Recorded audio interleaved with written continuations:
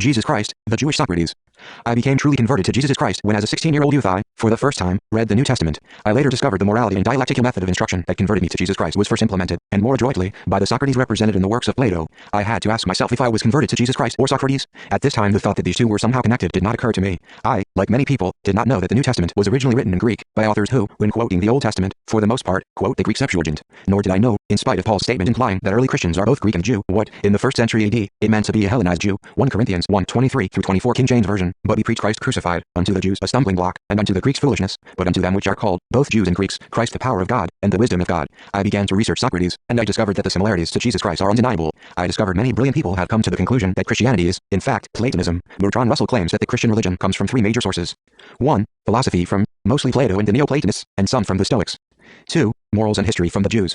3. Theories from new ideas, and theories of salvation from Orphism and similar cults. History of Western Philosophy, Book 2, Part 1, Chapter 1, page 326. Deaning, Professor William Ralphing, Anglican priest, in the Philosophy of Plotinus says, Platonism is part of the vital structure of Christian theology, with which no other philosophy, I venture to say, can work without friction, and there exists an utter impossibility of excising Platonism from Christianity without tearing Christianity to pieces. Deaning cites St. Augustine when he says, the utterance of Plato, the most pure and bright in all philosophy, scattering the clouds of error, has shined forth most of all in Plotinus, the Platonic philosopher who has been deemed so like his master that one might think them contemporaries, if the length of time between them did not compel us to say that in Plotinus Plato lived again. Contra Academicos 3:18, and that Plotinus would have needed but to change a few words and phrases and become Christian, as many of the Platonists in our generation have done. Bertrand Russell, A History of Western Philosophy, Book 1, pages 184-185, Chapter 30, Plotinus. Though I believe these statements, as I was lacking a connection, I found similarities in claims of intelligent people not sufficient to convince me. It was not until I found the evidence of Philo, the Hellenized Jew, performing exactly what these people claimed, that I became more thoroughly convinced. But, for now, let us examine some of the similarities between Jesus Christ and Socrates. Both Socrates and Jesus were craftsmen.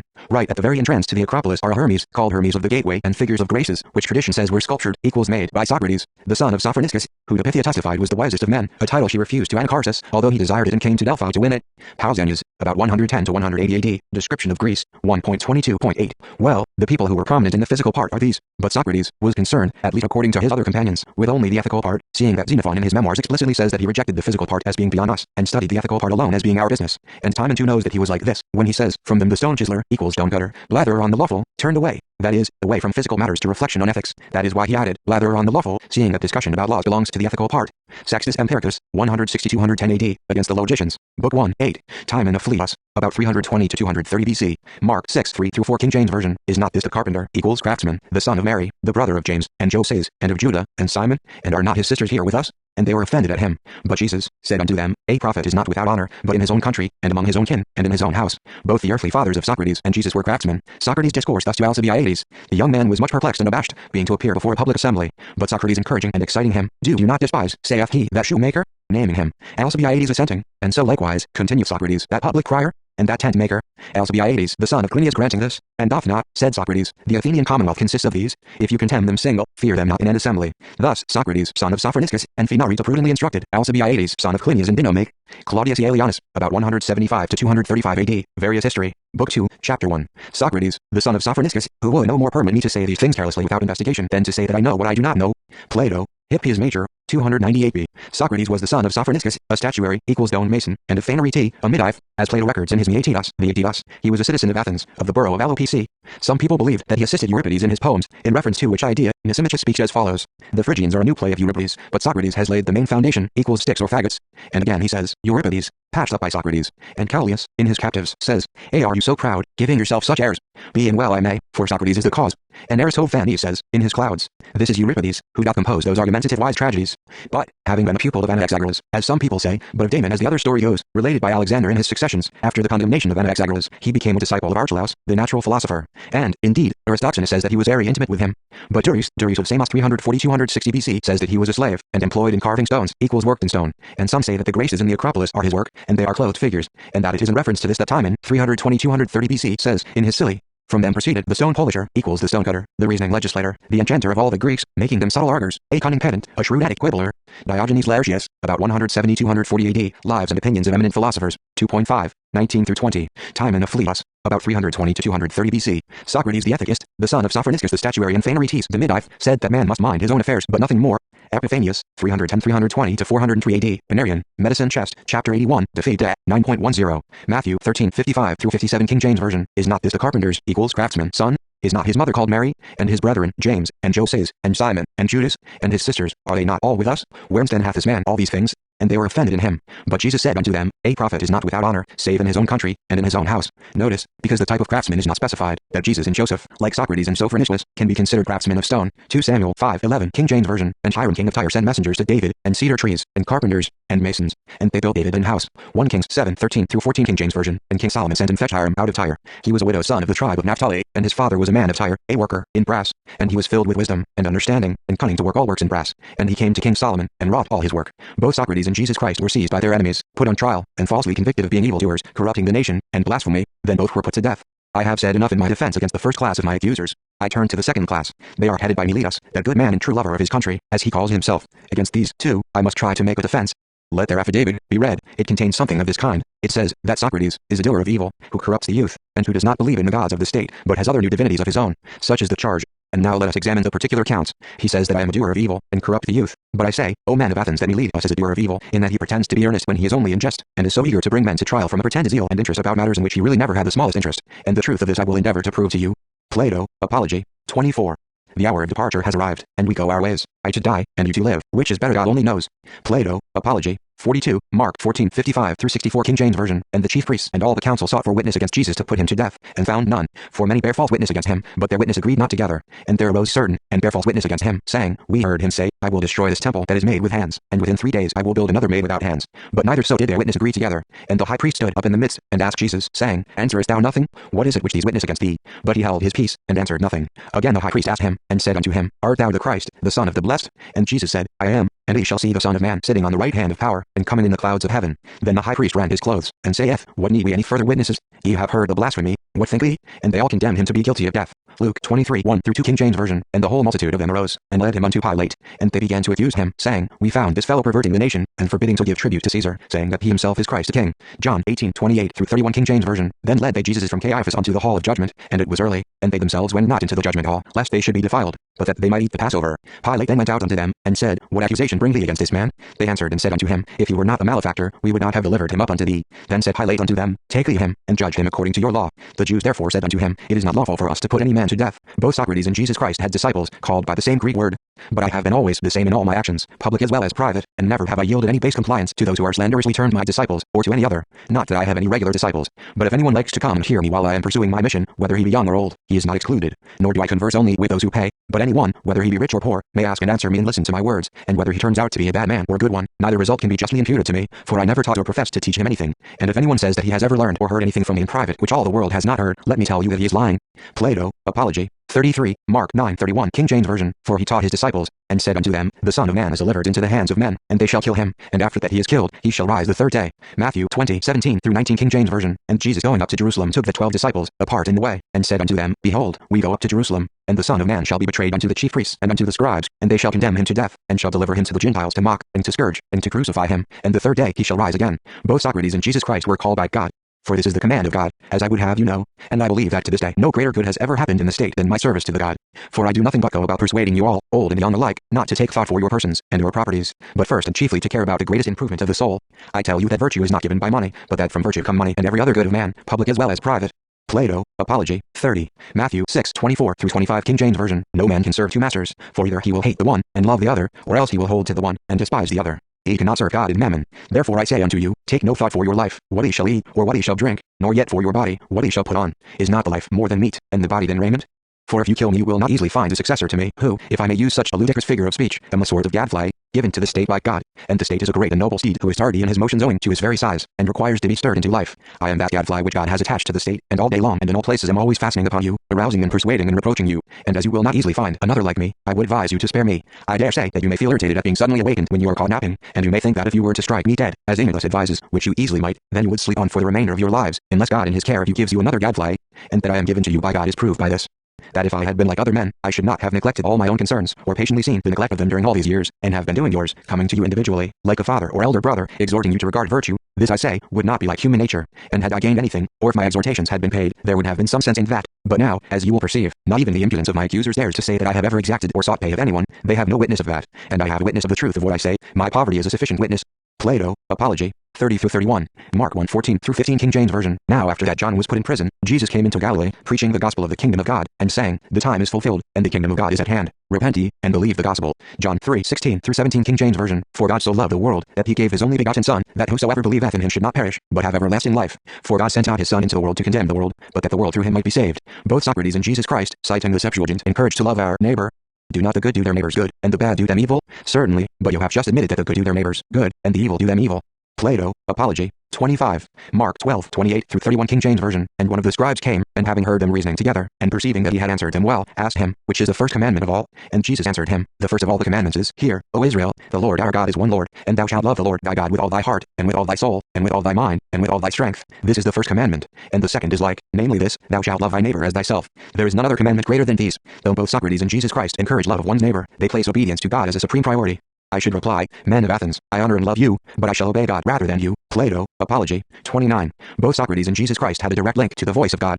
Perhaps it may seem strange that I go about in private giving advice and busying myself with the concerns of others, but do not venture to come before your assembly and advise the state. But the reason for this is, as you have heard me saying at sundry times and in divers places, that some divine and spiritual voice comes to me, the very thing which Meletus ridiculed in his indictment. I have had this from my childhood. It is a sort of voice that comes to me, and when it comes it always holds me back from what I am thinking of doing, but never urges me forward. This it is which opposes my engaging in politics, and I think this opposition is a very good thing. Plato Apology 31, Mark 1:9-11 King James Version. And it came to pass in those days, that Jesus came from Nazareth of Galilee, and was baptized of John in Jordan. And straightway coming up out of the water, he saw the heavens opened, and the Spirit like a dove descending upon him. And there came a voice from heaven, saying, Thou art my beloved Son, in whom I am well pleased. Mark 9:7-8 King James Version. And there was a cloud that overshadowed them, and a voice came out of the cloud, saying, This is my beloved Son, hear him. And suddenly, when they had looked round about, they saw no man any more, save Jesus only with themselves. John 14:26 King James Version. But the Comforter, which is the Holy Ghost, whom the Father will send in my name, he shall teach you all things, and bring all things to your remembrance, whatsoever I have said unto you. John 8:48-52 King James Version. Then answered the Jews, and said unto him, Say we not well that thou art a Samaritan, and hast a devil?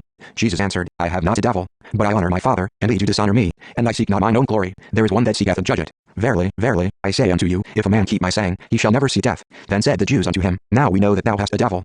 Abraham is dead, and the prophets, and thou sayest, If a man keep my saying, he shall never taste of death. Notice that both Meletus and the Jews, using the identical Greek word, accuse Socrates and Jesus of having a devil equals divinity or God. Acts 17:16-18 King James Version. Now while Paul waited for them at Athens, his spirit was stirred in him, when he saw the city wholly given to idolatry. Therefore disputed he in the synagogue with the Jews, and with the devout persons, and in the market daily with them that met with him. Then certain philosophers of the Epicureans, and of the Stoics, encountered him. And some said, What will this babbler say? Others some, He seemeth to be a setter forth of strange gods, because he preached unto them Jesus, and the resurrection. Paul, like Socrates, is accused of introducing strange new gods.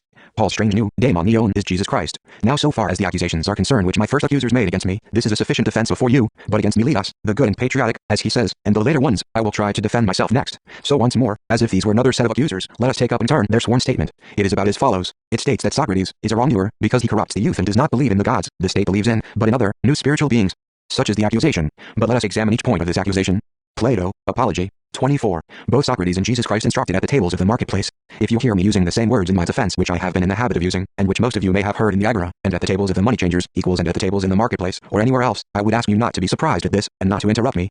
Plato Apology 17, Mark 11:15 King James Version. And they come to Jerusalem, and Jesus went into the temple, and began to cast out them that sold and bought in the temple, and overthrew the tables of the money changers, and the seats of them that sold doves. Both Socrates and Jesus Christ were sold out for 30 pieces of silver. Socrates, in Plato's Apology, offers 30 minae, 30 silver coins, each weighing close to 1 pound, as an alternative to death. Had I money, I might have proposed to give you what I had, and have been none the worse. But you see that I have none, and can only ask you to proportion the fine to my means. However, I think that I could afford a mina of silver, and therefore I propose that penalty. Plato, Crito-Belus, and Apollodorus, my friends here, bid me say 30 minae, and they will be the sureties. Well then, say 30 minae, let that be the penalty, for of the silver, they will be ample security to you. Plato Apology 38, Matthew 26:10-15 King James Version. When Jesus understood it, he said unto them, Why trouble ye the woman? For she hath wrought a good work upon me. For ye have the poor always with you, but me have not always. For in that she hath poured this ointment on my body, she did it for my burial. Verily I say unto you, wheresoever this gospel shall be preached in the whole world, there shall also this, that this woman hath done, be told for a memorial of her. Then one of the 12, called Judas Iscariot, went unto the chief priests, and said unto them, What will ye give me, and I will deliver him unto you? And they covenanted with him for 30 pieces of silver, so close as a mina to a pound, that the King James Version translates the word as such. Luke 19:13-15 King James Version. And he called his 10 servants, and delivered them 10 pounds, equals 10 minae, and said unto them, Occupy till I come. But his citizens hated him, and sent a message after him, saying, We will not have this man to reign over us. And it came to pass, that when he was returned, Having received the kingdom, then he commanded these servants to be called unto him, to whom he had given the money, equals the silver, that he might know how much every man had gained by trading. It is easy to see why a Hellenized Jew would find prophetic significance in these Old Testament passages. Exodus 21:32, King James Version. If the ox shall push a manservant or maidservant, he shall give unto their master 30 shekels of silver, and the ox shall be stoned. Septuagint. And if the bull gore a manservant or maidservant, he shall pay to their master 30 silver didrachms, and the bull shall be stoned. Zechariah 11:10-17, King James Version. And I took my staff, even beauty, and cut it asunder, that I might break my covenant which I had made with all the people. And it was broken in that day, and so the poor of the flock that waited upon me knew that it was the word of the Lord. Septuagint. The logos of the Lord. And I said unto them, if ye think good, give me my price, equals Socrates, and if not, forbear. So they weigh for my price, equals Socrates, 30 pieces of silver. And the Lord said unto me, cast it unto the potter, a goodly price that I was prized out of them. And I took the 30 pieces of silver, and cast them to the potter in the house of the Lord. Septuagint. And the Lord said to me, drop them into the furnace, and I will see if it is good metal, as I was proved for their sakes. And I took the 30 pieces of silver, and cast them into the furnace in the house of the Lord.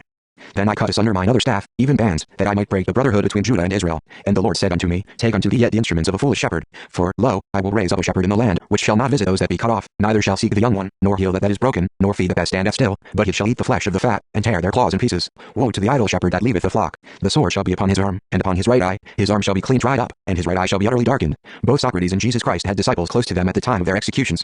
Phaedo, I remember the strange feeling which came over me at being with him, for I could hardly believe that I was present at the death of a friend, and therefore I did not pity him. Socrates, his mien and his language were so noble and fearless in the hour of death that to me he appeared blessed. I thought that in going to the other world he could not be without a divine call, and that he would be happy, if any man ever was, when he arrived there, and therefore I did not pity him as might seem natural at such a time, but neither could I feel the pleasure which I usually felt in philosophical discourse, for philosophy was the theme of which we spoke. I was pleased, and I was also pained, because I knew that he was soon to die, and the strange mixture of feeling was shared by us all. We were laughing and weeping by turns, especially the excitable Apollodorus. You know the sort of man? Socrates, yes. Phaedo, he was quite overcome, and I myself and all of us were greatly moved. Socrates, who were present? Phaedo, of native Athenians there were, besides Apollodorus, Critobulus and his father Crito, Hermogenes, Epigenes, Eschines, and Antisthenes, likewise Ctesippus of the deme of Paeania, Menexenus, and some others. But Plato, if I am not mistaken, was ill. Socrates, were there any strangers? Phaedo, yes, there were, Simmias the Theban, and Sophies, and Theodones, Euclid and Terpison, who came from Megara. The jailer who answered the door, instead of admitting us, came out and bade us wait, and he would call us. For the 11, he said, are now with Socrates. They are taking off his chains, and giving orders that he is to die today.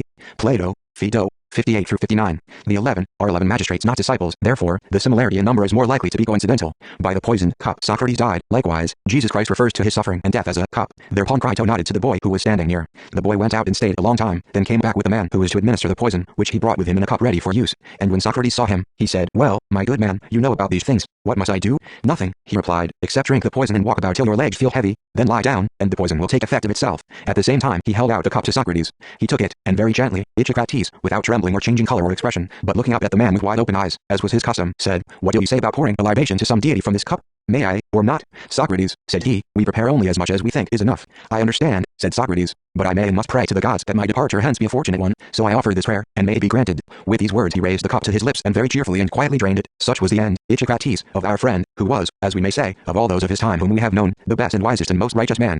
Plato, Phaedo, 116-118a, Mark 14:36, King James Version. And he said, Abba, Father, all things are possible unto thee, take away this cup from me, nevertheless not what I will, but what thou wilt. Matthew 26:42, King James Version. He went away again the second time, and prayed, saying, O my Father, if this cup may not pass away from me, except I drink it, thy will be done. Luke 22:42, King James Version, saying, Father, if thou be willing, remove this cup from me, nevertheless not my will, but thine, be done. John 18:11, King James Version. Then said Jesus unto Peter, put up thy sword into the sheath, the cup which my Father hath given me, shall I not drink it? Both the death of Socrates and the death of Jesus Christ are seen as the cure.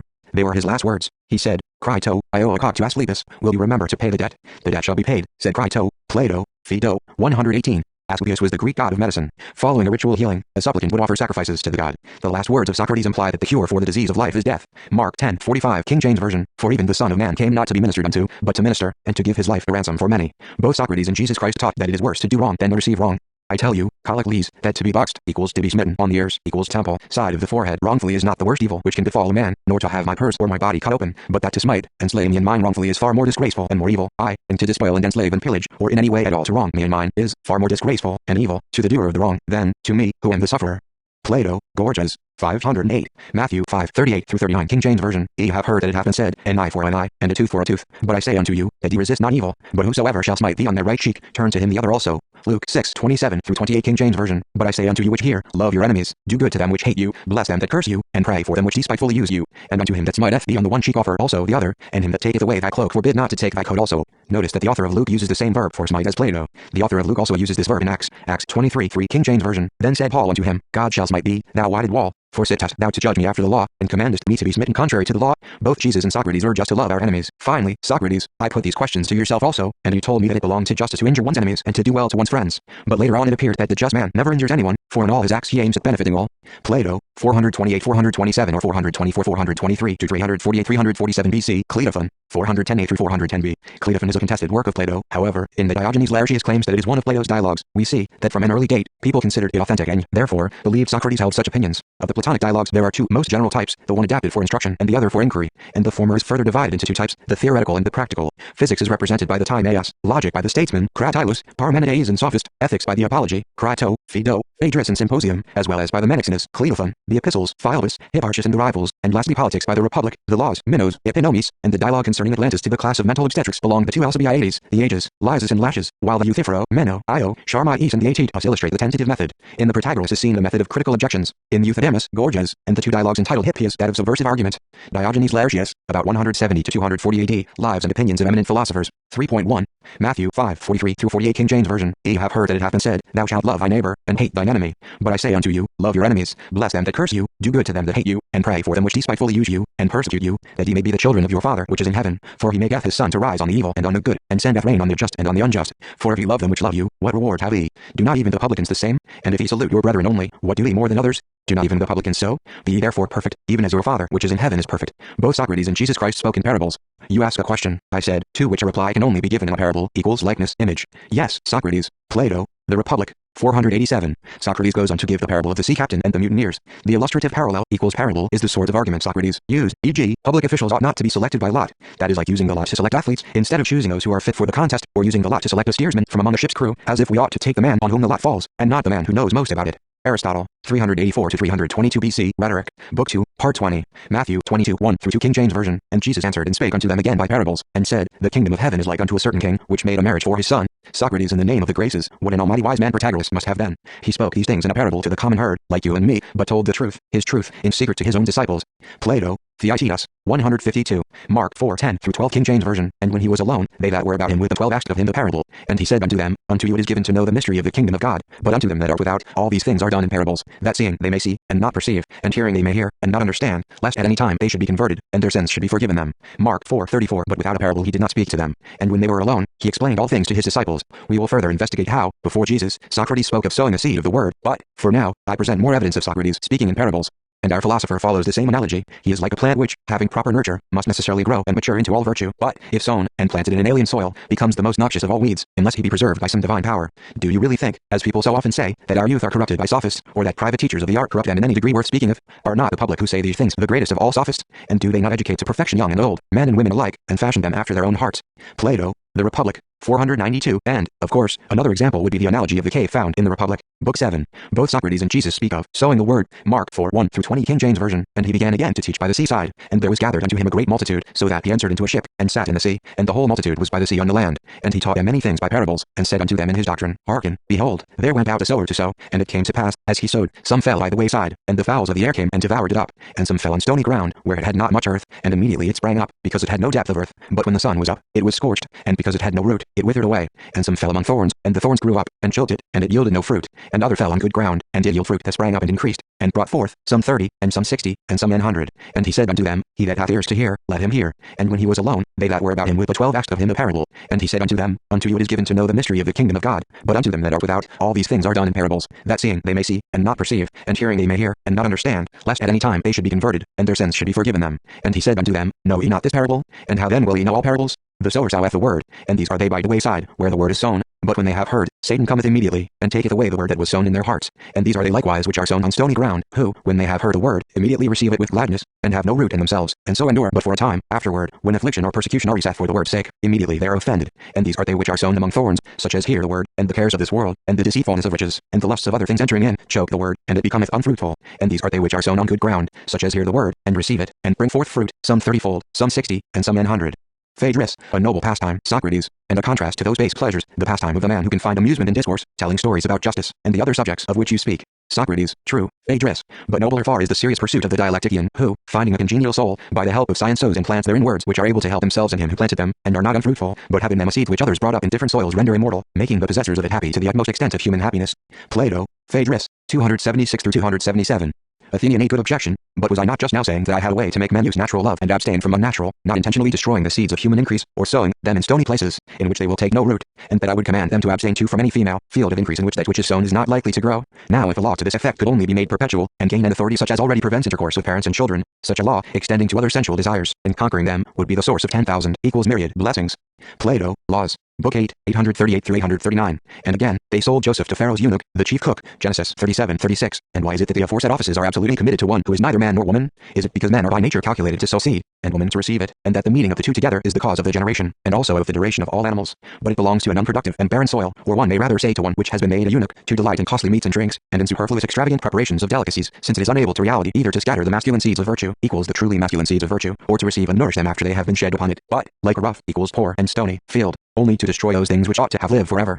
Philo of Alexandria, 25 BC to 50 AD, on drunkenness, 211. When anyone leading us along the road, deserted by the passions and by acts of wickedness, the rod, that is, of philosophy, has led right reason to a height, and placed it like a scout upon a watchtower, Numbers 13:18, and has commanded it to look around, and to survey the whole country of virtue, and to see whether it be blessed with a deep soil, and rich, and productive of herbage and of fruit, since deep soil is good to cause the learning which has been sown in it to increase, and to make the doctrines which have been planted in it, and which have grown to trees, to form solid trunks, or whether it be of a contrary character, and also to examine into actions, as one might into cities. Philo of Alexandria, 25 BC to 50 AD, on the proposition that dreams according to Moses are sent by God, 2.170. However, these questions may be postponed for subsequent discussion, but we must now consider that most necessary of all things, the sowing of seed, which the Creator has sown in a very excellent soil, namely, in the rational soul. Now, of this the most important seed is hope, the fountain of all men's lives, for it is by the hope of gain that the money changer applies himself to many kinds of traffic. Philo of Alexandria, 25 BC to 50 AD, on the rewards fixed in the law for the good, and on the punishments and curses fixed for the wicked, 10-11. The parable of the sower uses language occurring at times in Plato, at times in Philo, and at times in both. Sowing the word, and stony, from, as occurring in Plato, depth, as occurring in Philo, and the general idea of sowing in the soul, as occurring in both. Philo, instead of sowing the word, sows doctrines. Notice that variations of are used by both Plato and Philo for sowing in stony ground. Both Socrates and Jesus speak of seeking and finding, and whether you investigate equals they seek this now or hereafter, you will find that it is so. Plato, Apology, 24b. Does a man then differ in no respect from a stork? Don't suppose that I say so, but there is no difference in these matters, which I have mentioned. In what then is the difference? Seek and thou shalt find that there is a difference in another matter. Epictetus, 50-135 AD, Stoic philosopher, Discourses, Book 1, Chapter 28, Matthew 7:7, King James Version, Ask, and it shall be given you, seek, and ye shall find, knock, and it shall be opened unto you. Both Socrates and Jesus employed the method of question and answer. Socrates, I mean the conversation which the soul holds with herself in considering of anything. I speak of what I scarcely understand, but the soul when thinking appears to me to be just talking, asking questions of herself and answering them, affirming and denying, and when she has arrived at a decision, either gradually or by a sudden impulse, and has at last agreed, and is no doubt, this is called her opinion. I say, then, that to form an opinion is to speak, and opinion is a word spoken. I mean, to oneself and in silence, not aloud or to another. What think you? Tell it. I agree. Plato, the Aetius, 189-190, John 10:30-37 King James Version, I and my Father are one. Then the Jews took up stones again to stone him. Jesus answered them, Many good works have I shewed you from my Father, for which of those works do ye stone me? The Jews answered him, saying, For a good work we stone thee not, but for blasphemy, and because that thou, being a man, make of thyself God. Jesus answered them, Is it not written in your law, I said, Ye are gods? If he called them gods, unto whom the word of God came, and the scripture cannot be broken, say ye of him, whom the Father hath sanctified, and sent into the world, thou blasphemest, because I said, I am the Son of God. If I do not the works of my Father, believe me not. Psalm 82:6 King James Version, I have said, Ye are gods, and all of you are children of the Most High. Both Socrates and Jesus Christ encourage paying taxes, and you must look at the matter, my simple-minded Socrates, in this way, that the just man always comes out at a disadvantage in his relation with the unjust. To begin with, in their business dealings in any joint undertaking of the two, you will never find that the just man has the advantage over the unjust at the dissolution of the partnership, but that he always has the worst of it. Then again, in their relations with the state, if there are direct taxes or contributions to be paid, the just man contributes more from an equal estate, and the other less, and when there is a distribution, the one gains much and the other nothing. Plato, The Republic, Book 1, 343. And at the same time, their fondness for money makes them unwilling to pay taxes. No, indeed, that is not admirable.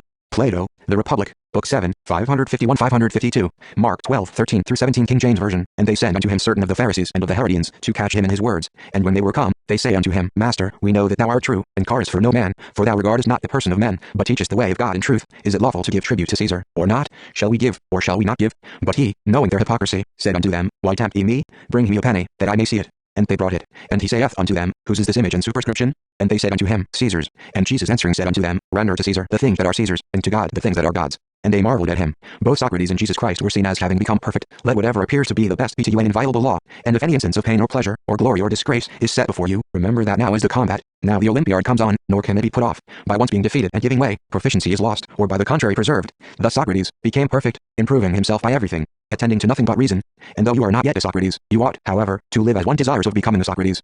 Epictetus, 50 to 135 AD, Stoic philosopher, and Geridian, 50 through 51. Hebrews 5:5 through 10 King James Version. So also Christ glorified not himself to be made an high priest, but he thus said unto him, Thou art my son, today have I begotten thee. As he saith also in another place, Thou art a priest forever after the order of Melchizedek, who in the days of his flesh, when he had offered up prayers and supplications with strong crying and tears unto him that was able to save him from death, and was heard in that he feared, though he were a son, yet learned he obedience by the things which he suffered, and being made perfect, he became the author of eternal salvation unto all them that obey him, called of God and high priest after the order of Melchizedek. Psalm 2:7 King James Version. I will declare the decree, the Lord hath said unto me, Thou art my son, this day have I begotten thee. Notice that authors of the New Testament, in a similar context as Epictetus, use, meaning, a contest. Hebrews 12:1 King James Version. Wherefore seeing we also are compassed about with so great a cloud of witnesses, let us lay aside every weight, and the sin which doth so easily beset us, and let us run with patience the race that is set before us. 1 Thessalonians 2:2 King James Version. But even after that we had suffered before, and were shamefully entreated, as ye know, at Philippi, we were bold in our God to speak unto you the gospel of God with much contention. 1 Timothy 6:12 King James Version. Fight the good fight of faith, lay hold on eternal life, whereunto thou art also called, and hast professed a good profession before many witnesses. More than this of course was said both by Socrates himself and by the friends who joined in his defense, but I have not made it a point to report the whole trial. Rather I am satisfied to make it clear that while Socrates' whole concern was to keep free from any act of impiety toward the gods or any appearance of wrongdoing toward man, he did not think it meet to beseech the jury to let him escape death. Instead, he believed that the time had now come for him to die. Xenophon, 430 to 354 BC, The Apology of Socrates to the Jury. 22. So close is the life of Socrates to that of Jesus Christ that Justin Martyr claims that Socrates was, in fact, a Christian. We have been taught that Christ is the firstborn of God, and we have declared above that he is the Word, of whom every race of men were partakers, and those who live reasonably are Christians, even though they have been thought atheists, as, among the Greeks, Socrates, and Heraclitus, and men like them, and among the barbarians, Abraham, and Ananias, and Azarias, and Misael, and Elias, and many others whose actions and names we now decline to recount, because we know it would be tedious, so that even they who lived before Christ, and live without reason, were wicked and hostile to Christ, and slew those who lived reasonably. But those who live with reason are, without fear, and without confusion, living as Christians. But who, through the power of the Word, according to the will of God, the Father and Lord of all, he was born of a virgin as a man, and was named Jesus, and was crucified, and died, and rose again, and ascended into heaven. An intelligent man will be able to comprehend from what has been already so largely said. St. Justin Martyr, 100 to 165 AD, The First Apology, 155 through 157 AD, Chapter 46.